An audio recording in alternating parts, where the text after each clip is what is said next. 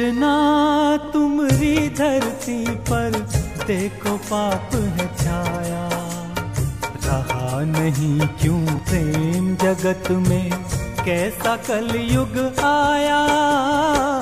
कल्कि अवतार भगवान विष्णु का एकमात्र ऐसा अवतार है जो अभी हुआ नहीं है, अपितु भविष्य में होने वाला है।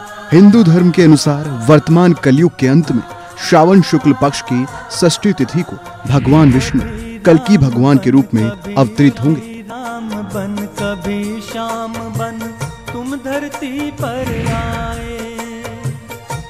वैष्णवों के मध्य इस दिन को कल्कि जयंती के रूप में मनाया जाता है। भगवान विष्णु का आगामी अवतार है जो कलयुग के अंत में होने वाला है। हिंदू पंचांग के अनुसार भगवान कल्कि का प्राकट्य श्रावण माह के शुक्ल पक्ष की षष्ठी तिथि को होगा। कल्कि अवतार भगवान विष्णु का 10वां एवं अंतिम अवतार होगा। श्रीमद् भागवत महापुराण, अग्नि पुराण, वायु पुराण, भविष्य पुराण तथा कल्कि पुराण सहित विभिन्न हिंदू धर्म ग्रंथों में प्राप्त वर्णन के अनुसार वर्तमान कलयुग के अंत में संभल नामक ग्राम में विष्णु यश नाम के एक ब्राह्मण होंगे, जिनके पुत्र के रूप में भगवान कल्कि अवतरित होंगे। भगवान कल्कि इस धरा से अधर्मियों का विनाश करके धर्मावलंबियों एवं सत्पुरुषों की रक्षा करेंगे, क्योंकि ये आने वाले भविष्य में कल्कि के रूप में भगवान विष्णु की जयंती का प्रतीक है। भगवान कल्कि भगवान विष्णु के 10वें और अंतिम अवतार होंगे। सनातन धर्म के अनुसार भगवान विष्णु कलयुग के अंत में बुराई को मिटाने और सत्य युग को वापस लाने के लिए पृथ्वी पर जन्म लेंगे। हिंदू कैलेंडर के 5वें महीने सावन की षष्ठी तिथि को हर साल भक्त इस दिन को मनाते हैं। दुनिया में देवता के आगमन की आशा के आनंद को मनाने के लिए पूरे देश में इस त्योहार को कल्कि जयंती के रूप में मनाया जाता है। आइए जानते हैं कब रहेगा कल्कि जयंती का शुभ मुहूर्त। कल्कि जयंती 30 जुलाई 2025 बुधवार को मनाई जाएगी। कल्कि जयंती का शुभ मुहूर्त शाम 4:31 से 7:13 यानी पूजा अवधि 2 घंटे 42 मिनट तक रहेगी। कल्कि जयंती का प्रारंभ षष्ठ तिथि 30 जुलाई 2025 को रात्रि 12:46 से 31 जुलाई 2025 को प्रातः 2:41 पर समापन होगा। कृष्णा तुम्हारी धरती पर देखो पाप है छाया। कल्कि जयंती का महत्व।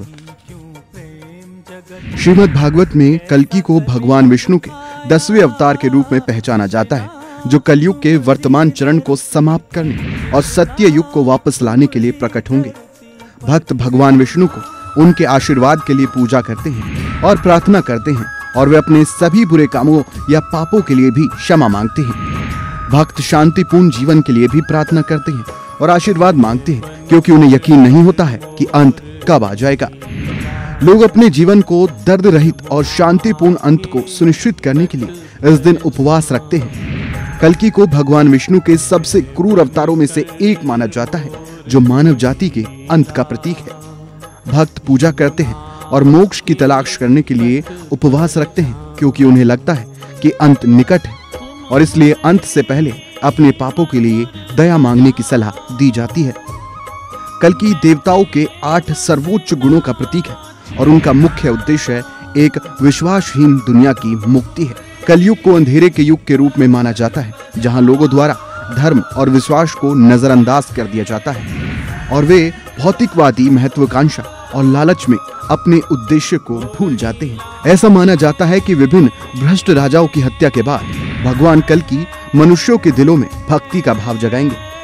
लोग धार्मिकता के मार्ग और शुद्धता के युग का पालन करना शुरू कर देंगे, और विश्वास फिर से वापस आ जाएगा। लोग अपने जीवन का दर्द रहित और शांतिपूर्ण अंत सुनिश्चित करने के लिए इस दिन उपवास रखते हैं। कल्कि को भगवान विष्णु के सबसे क्रूर अवतारों में से एक माना जाता है, जो बुराई के अंत और मानव जाति के नई शुरुआत का प्रतीक है। कल्कि जयंती के अनुष्ठान।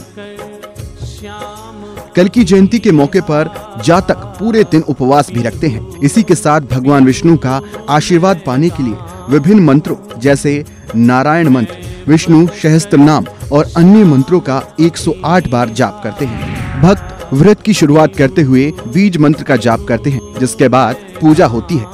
देवताओं की मूर्तियों को पानी के साथ साथ पंचामृत से भी धोया जाता है। भगवान विष्णु के विभिन्न नामों का जाप किया जाता है। कल की जयंती के दिन ब्राह्मणों को भोजन दान करना जरूरी है। कल की जयंती एक महत्वपूर्ण हिंदू त्योहार है जो कलयुग के अंत और सत्य युग की पुनः स्थापना के उपलक्ष्य में मनाया जाता है।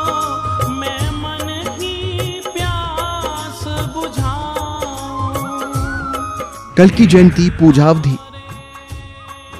सुबह जल्दी उठकर नहा ले और साफ कपड़े पहने।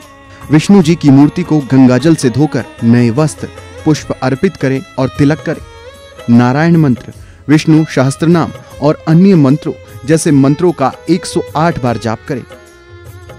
भोग के रूप में पंचामृत, फल, मिठाई आदि चढ़ाए। विष्णु आरती कर पूजा का समापन करें।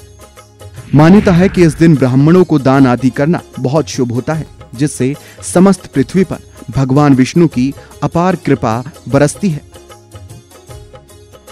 मैं बनकर जल की मछली, जल ही